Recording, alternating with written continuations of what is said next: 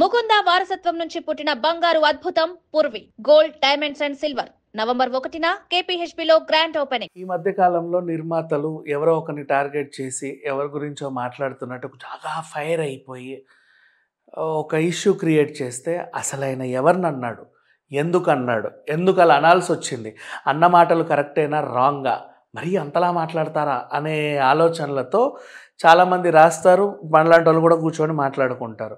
దీనివల్ల ఏమవుతుందంటే సినిమాకి తెలుసో తెలియకో పబ్లిసిటీ వస్తుంది.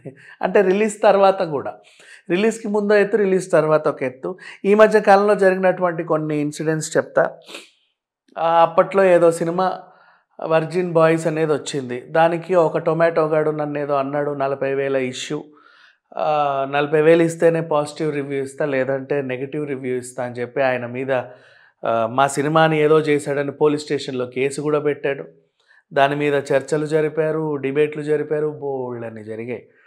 అదేంటంటే సినిమా పబ్లిసిటీ కోసమని తర్వాత తెలిసింది, వాళ్ళకు కూడా కొద్ది గొప్ప ఉపయోగపడింది. బట్ ఎంత ఉపయోగపడితే ఉంది, సినిమాల విషయం ఉంటే రన్ అవుద్ది, లేదంటే ఆగిపోద్ది అంతే.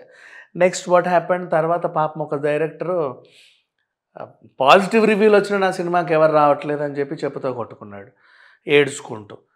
బట్ ఇప్పుడు ఏంటో అది ఆ సినిమా ఓటీటీకి వచ్చి చాలా పెద్ద హిట్ అయింది. Now they happy.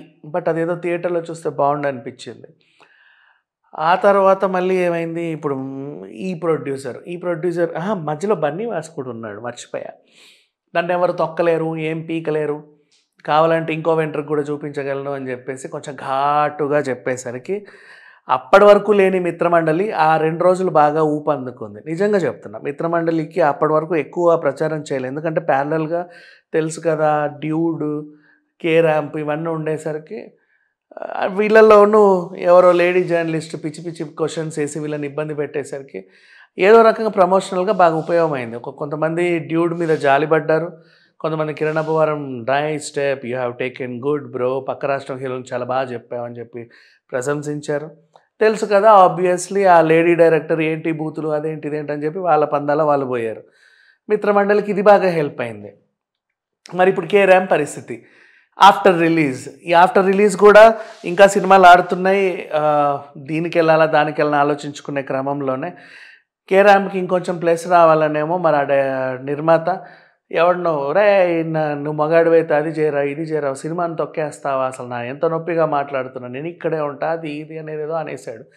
ఎవరిని అన్నాడు అంటే వాడు ఎవడో ఏదో పేరు చెప్పాడు, ప్రదీప్ అంటే అమెరికాలో ఉంటాడంట. వాడిది ఏ సైటో తెలీదు, ఎక్కడ ఏం రాశాడో తెలియదు. ఇక్కడ కూడా చాలామంది పాజిటివ్ నెగిటివ్ రెండు రాశారులే, అది చూసాం. బట్ ఆ ఒక్కడే నా సినిమాని ఏదో చేశాను టార్గెట్ చేసి ఎవడో ఒక అడ్రస్ లేని క్యారెక్టర్ చెప్పాడు.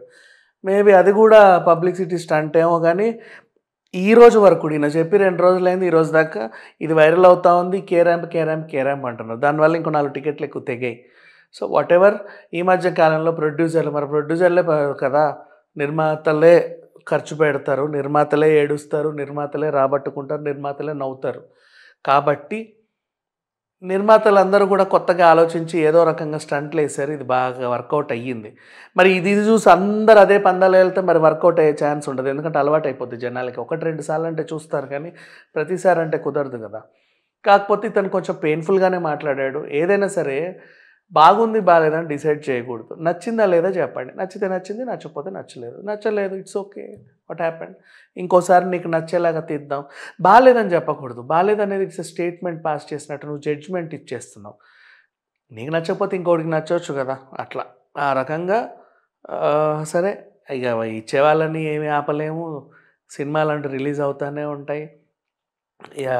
బాగుంటే జనాదరణ పొందితే డబ్బులు వస్తాయి, లేదు అంటే నెత్తి మీద తడిగుడ్డ మిగులుతాయి. బట్ ఓవరాల్గా ప్రొడ్యూసర్స్కి బట్ కొత్త పందాల్లో ఈసారి ఏంటంటే ఇద్దరు ప్రొడ్యూసర్లు నిజంగా స్ట్రాటజీయో కావాలని అన్నారో తెలియదు, కానీ ఒక క్యారెక్టర్ని ఉద్దేశించి ఆయనేమో బ్రదర్ నన్నేం పీకలేవని ఆయన అన్నాడు. ఆ బ్రదర్ ఎవరో తెలియదు. ఒరేయ్ నువ్వు నన్ను ఏం చేయలేవురా అని ఈయన అన్నాడు. ఆ ఒరే ఎవరో తెలియదు. బట్ వీళ్ళన్న మాటలు మాత్రం అంటే వైరల్ ఎలా అయ్యాయి, నడి రోడ్డు మీద ఉరిదీయాలి ఇలాంటి వాళ్ళని, అసలు చంపేయాలి ఇలాంటి వాళ్ళని బాగా ఉక్రోషంగా మాట్లాడేసరికి బాగా వైరల్ అయ్యాయి. బట్ గుడ్, సినిమాకైతే ఉపయోగపడింది. ఓ 4 టికెట్లు ఎక్స్ట్రా తెగాయి, అంతకుమించి ఇంకేం చెప్పలేము. Thank you so much.